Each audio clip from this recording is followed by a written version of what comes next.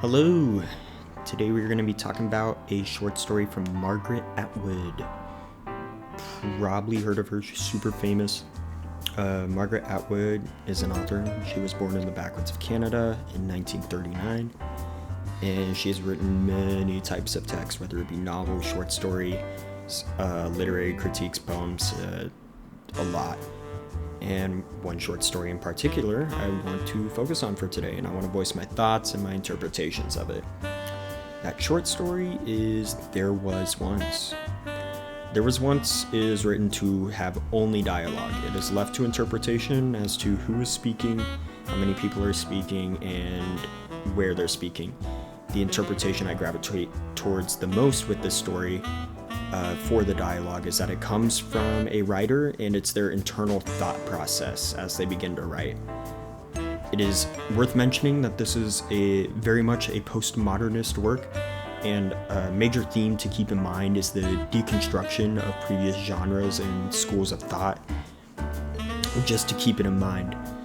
And first, let's look at the initial piece of dialogue, that being, there was once a poor girl, as beautiful as she was good, who lived with her wicked stepmother in a house in the forest.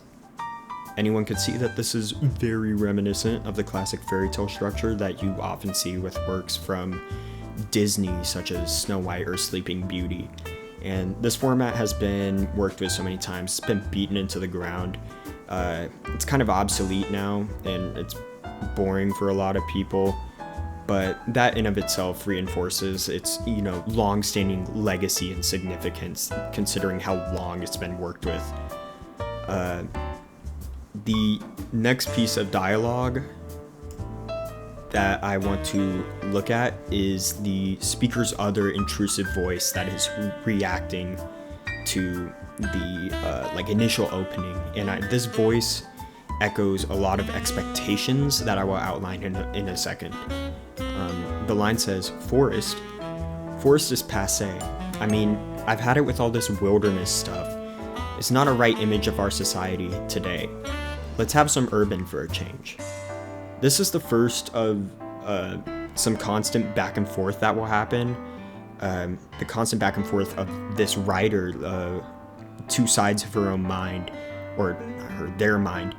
And it serves as the first prominent example of breaking out of these previous genres and structures.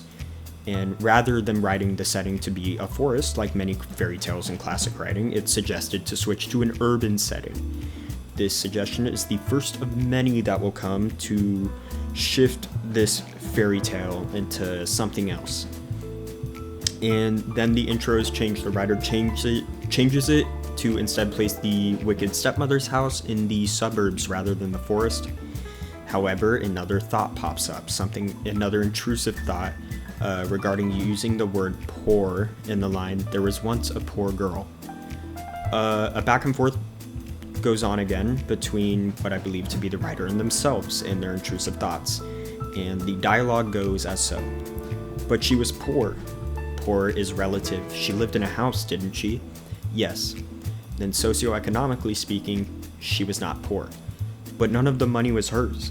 The whole point of the story is that the wicked stepmother makes her wear old clothes and sleep in the fireplace. Aha! They had a fireplace. With poor, let me tell you, there's no fireplace. Come down to the park, come down to the subway stations after dark, come down to where they sleep in cardboard boxes, and I'll show you poor. Now, this is where I started to form an interpretation and opinion of what this story means. And of course, I'm not saying that it's the objective truth about this story, but it's what I gathered. To me, this mirrors a rise in the need to be politically correct and inclusive. These two things have become a major part of online spaces and just culture in general in urban societies. You can see this a lot on platforms such as Instagram, TikTok, YouTube, Facebook, etc. And I don't intend to disregard the merits of being politically correct and or inclusive. It's important.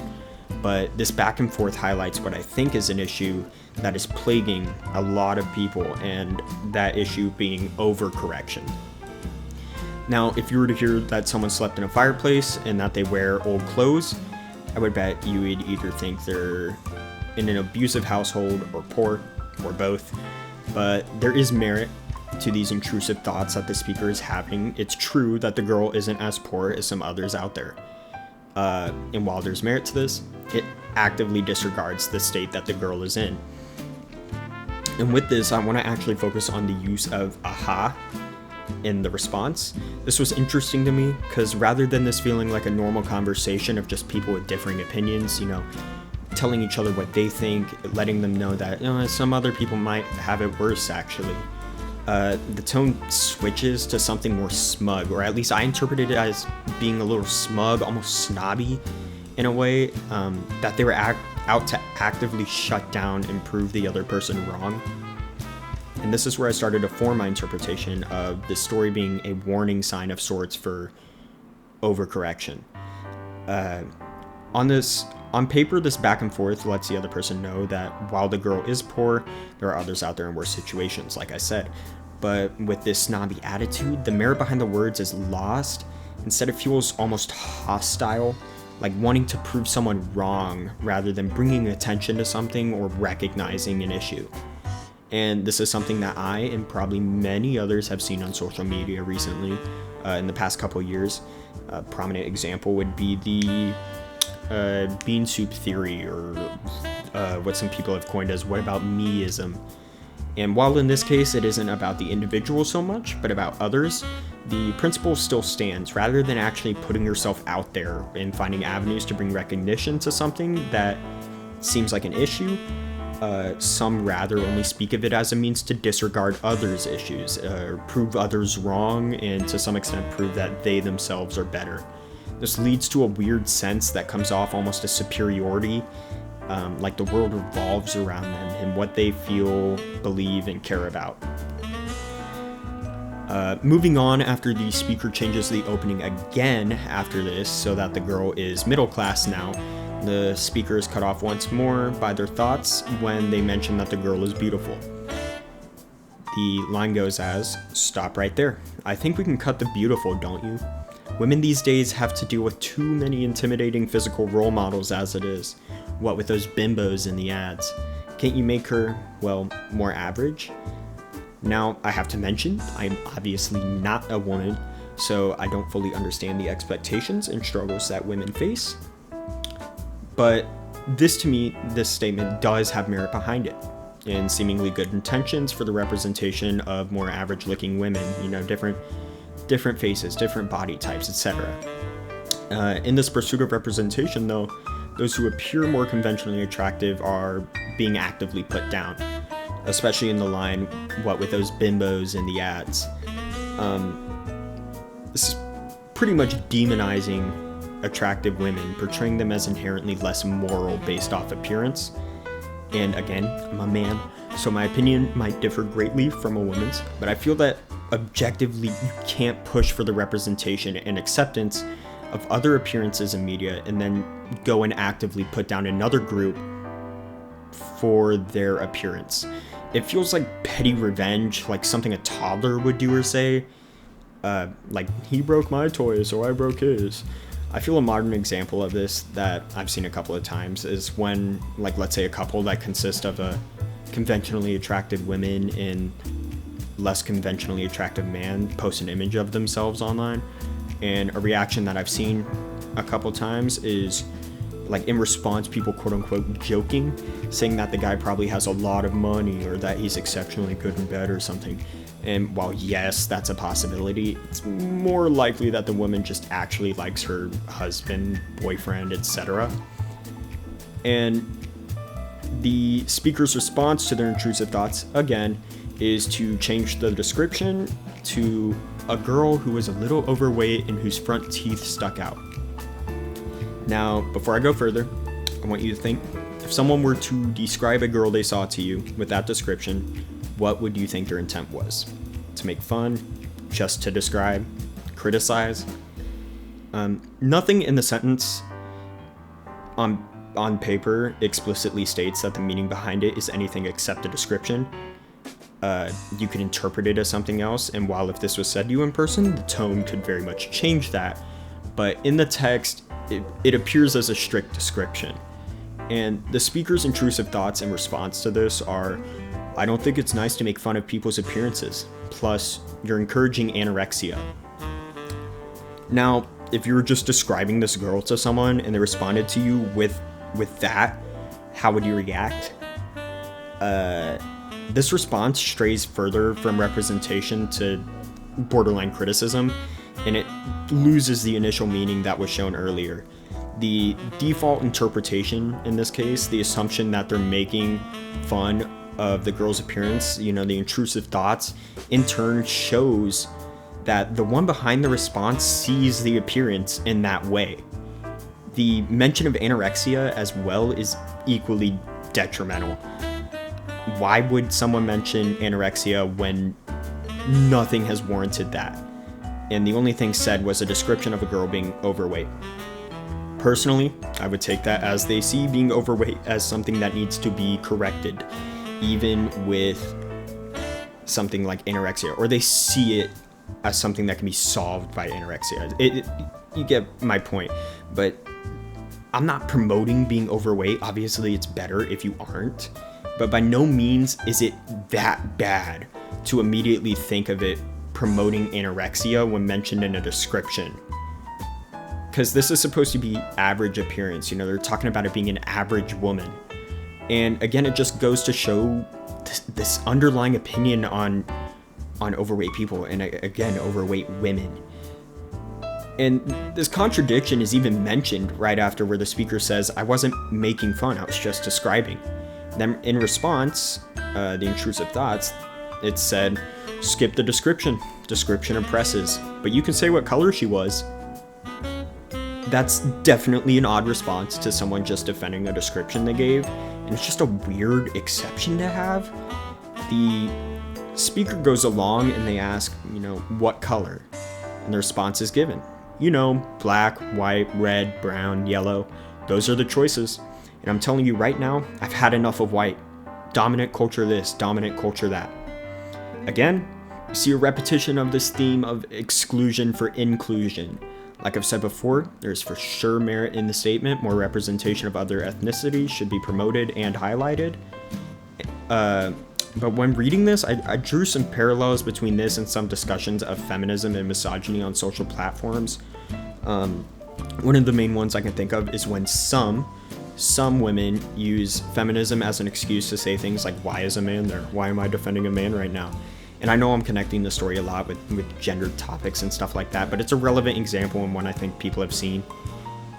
This hate towards another group with the intention of being inclusive is just an example of the overcorrection that I feel the story is trying to bring attention to. Right intention, but wrong execution. And after that response, the next couple of pieces of dialogue are pretty important to my interpretation of this, bringing attention to a trend of people feeling like they're almost righteous, that their views and complaints are the true opinions. And the next part of the story goes as follows. I don't know what color. Well, it would probably be your color, wouldn't it? But this isn't about me. It's about this girl. Everything is about you. I want to focus on the lines, but this isn't about me. It's about this girl, and everything is about you. This somewhat encompasses what I took away from the story as a whole. The trend for some people to require that everything be tailored to their views, their values, their perception of what is right and what is wrong. The story isn't about race, appearance, or socioeconomic issues, at least not explicitly. It's a fairy tale. The story that the speaker is writing, it's a fairy tale. Yet the focus is on aspects that weren't even mentioned in the beginning. Skin color was never mentioned in the intro. The story could have been enjoyed by any ethnicity, similar in a way to figures like Spider-Man have been viewed. Spider-Man, when suited up, out and about, he serves as a role model for any and all people. A great example of this would be the Sony Spider-Verse movies. On top of just there being a pretty diverse cast in those movies, it's made a point in the first one that anyone can wear the mask. Like, that's a big theme in the first one. And by pushing for this inclusion of a certain ethnicity, you're actively preventing a lot of others from taking inspiration from that character or viewing them as a role model. Of course, you still could, but if an effort was made to mention a specific ethnicity, it does limit that scope. And again, this is pushing this like overcorrection in a pursuit of inclusivity that ultimately excludes. The next part I want to look at is the complaint about the stepmother being called wicked. In the intrusive thoughts, the speaker's intrusive thoughts respond after they've changed it better. But I'm so tired of negative female images and stepmothers. They always get it in the neck. Change it to stepfather. Why don't you? That would make more sense anyway, considering the bad behavior you're about to describe. And throw in some whips and chains. We all know what those twisted, repressed, middle-aged men are like. What I have to say about this one is similar to my thoughts on the comments of the girl's description being overweight with her front teeth sticking out. I do agree that stepmothers in classic fairy tales, in other media, they definitely have been portrayed as evil, rude, strict, etc. a lot. So on paper, a switch to it being a stepfather, it isn't a bad idea. It's something different. And the problem comes though with the reasoning. The line, that would make more sense anyway, considering the bad behavior you're about to describe. Again, this isn't the worst reasoning. It depends on what's described later in the story. But one of the following lines, we all know what those twisted, repressed, middle-aged men are like. That it works against that. I feel like it's pretty easy to see that there's some kind of prejudice going on here. Again, clarifying, I'm not saying men are angels and none have hurt anyone, but there needs to be nuance if you're trying to push for a change like this with that kind of reasoning.